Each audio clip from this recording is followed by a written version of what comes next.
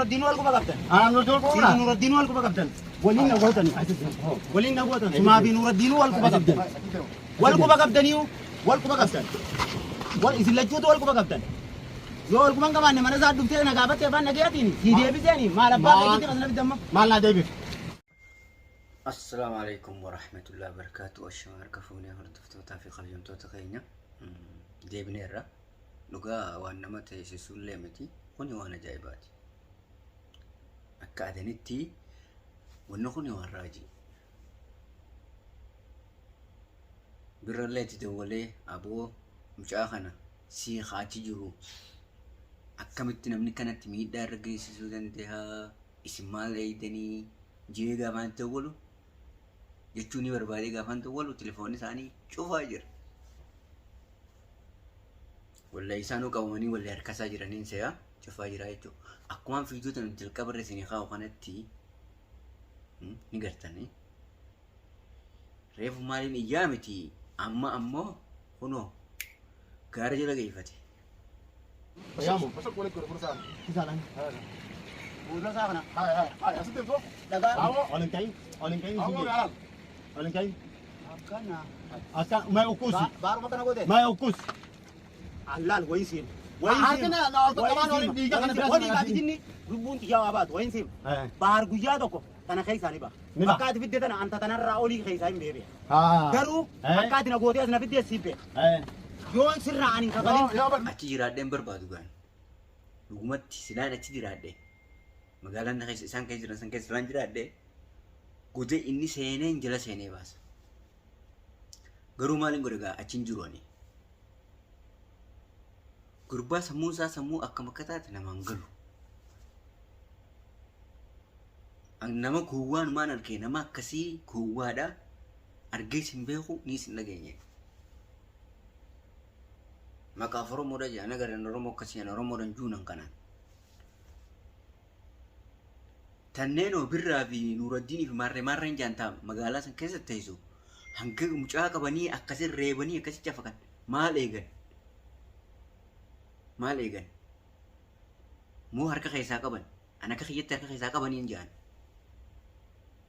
malee Nuruddinis yoo harka keessaa qabachuu baate nama san dhaqee baasuu akkamitti dadhabe akkamitti harkaa fuudhuu dadhaban sababa dhalaadha jaanii namni kamitti akkas nama godhuu danda'a kun amma faanumaa ijoollee guurrateeti jechuu nuun dhaadachaa jira jechuu achii asitti fiidiyoon hanga dhiyeesse san irratti jechuu garuu wanta xiyyaa rakkoon qabdu ani yeroo muraasa booda niin dhaqa inshaa Allah garuu baaris akka inni bu'u abdiin qabannis ni baafna kanarratti dhiibbaa takkaas kan inni irratti uumuu danda'u hin jiru yoo irratti uumne malee nurratti uumuu hin danda'u angaroon maas wanne jaabanatti ta'e birrummaan sanfaanoo nadda walanii yoonii fi akkaataa wallaala amma birraan haaree biyya tanaaf faaree yoo hordoftoota kiyyaa wanni isin beekuu qabdanii birraan biyya kanaaf faaree Nuruddin yoo taate nama biyya tana keessa jiru turaadha inni isaa bahari wajji nyaannee yeroo dheertu wajjin turree minaan min hajuu isa akkamii callise gaafii dhatu nunatti yan moo harka keessaa qaba moo isatti qacelche moo akkam naan galleen warreen moo dhimma kanarratti dhimma walirratti baa'uu jirtanii dhimma walirra boodii saadhaati tokko tokkummatti baanamuutu dirratti waan garaa keessaan qabdan himadha qaamaan isin bira dhufuu silaa taate silaa irra haalli naamichaa'ee qaxxitaan isin bira dhufu garuu haalli naamichaa'u maaliin godhuu danda'an wanniin godhuu danda'u qabu saniifuu Hassan wanni nuti goonu kanaaf isan ennee waan irraa as qabaaf achitti qabaa hin qabuun maa hin qabu moo gurbaa goorillaa sanii jenneeti nuti dalagata keenyaa fi hojii teenya irraa mashquula taana hin taanu abadan hin taanu mee humnumaan anniin qaba jee if duubacha kaayyatee nutti as fiigaalu san haa fidatu hayyee yoo san hin ta'ini wanni godhuu dandeenyuuf hin jiru garuu ani ammaas numaan jaa gurbaan amma akkanatti ol utaalee achi utaalee fiigu kun isumaaf irra jala wallahi. Maaliif jettee yoo jettanii nuti waan hin dubbannu maan asirrattis dubbachuun barbaadu yaa dhiifama naa godhaadha. Garuu dubbiin baara aarsaa guddaa isa kabachiisu ta'es isaan hangafee jala deemtuu isaa saroota sana. Ijoollee afaan Oromootu akka dubbatan hin beekne ijoollee dhamaatu wali qabate tana yoom gaaminsa arabaa jalaa baate yaa'ee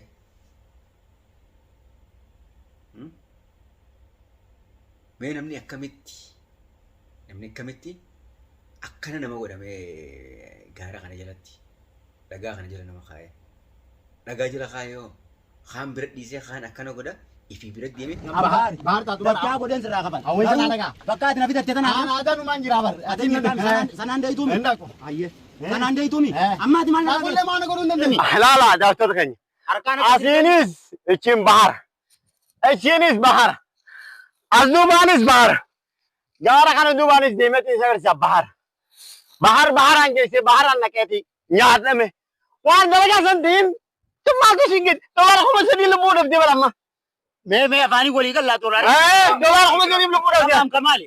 Kamaali natti mii qolli. Hajaartiin jalaa baaftee. Baara wal. Ambar meeqa.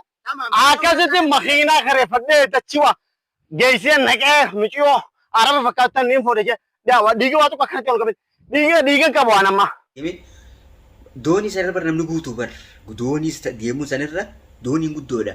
Hanga isaanii san qofa mul'isan malee bar gurbaa kanii fi inni mataa isaatiin qaban bar waan beekuu qabdan keessaa. Nama tokkoof lama bar. Hanga yoomitti inni nama guurratee nama qabaawwan. Ambartanii inni dhiira yoomtaa. Dhiiraanni maan baani dirratti. Gurbaa yoo fiidoo tan agarte ati dhiira yoo taate dirrabbeeyti nu eeggadhu kolkoloo. Hurruma keessa fiidee akka dhalatti asii achi baareedee yoon akkana singoone yoon akkas singoone jechi yaamusan inuman jiru. Habiibi namuu dalagaadhaa fi adda facee tatta'a malee akka dhugaa sanitti yoo namni yoo liggabbee siif irra rakkoodha. Namni lubbuu isaa kanneen baara kaara dhufe ati immoo baara irratti nama darbeetteetti yaalii gootaame si dhabamsiisee namni baara sana kutu. Waan san ta'eef muudii guddoo qabattee deemtuun tanaa wal garraan rakkoon qabu. Ana bira qallaaleedhaan ana biratti qallaaleedhaan si jeen iyyuun. Gochii ati ana fakkaattee birraadhaaf akka namni aduu gootee ana fakkaattee maasiftee birraa goote sanii deebi'ee baarratti achi deebi'ee jechuudha. Garuu teteenyaa alaa jambi nuuf kaayyata. Gochii ati baay'ee irratti hojjetta kan abbaa ilmaanii boo dhalaa yoo feete dhahi matarratti kana matarra dhoodhu dhalaa yoo feete si galeemi dhalaa guutte tanaa jechaati baarii dhalaan irraa fuudhe doorala kuma sadii irraa qaba midhaan minti irraa qaba doorala kuma sadii yoo ta'an dabaaleetti harka kan ta'e